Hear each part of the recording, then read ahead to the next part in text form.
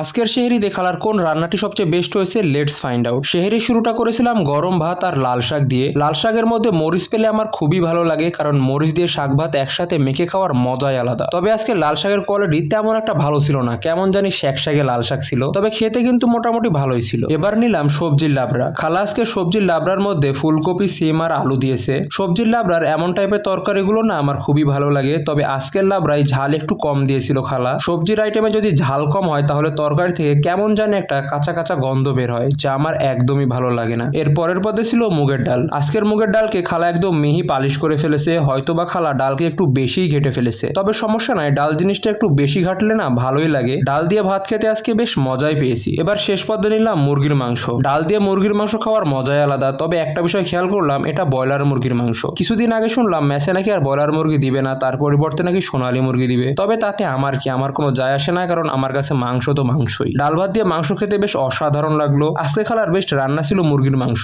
আজকের মতো আল্লাহ হাফেজ।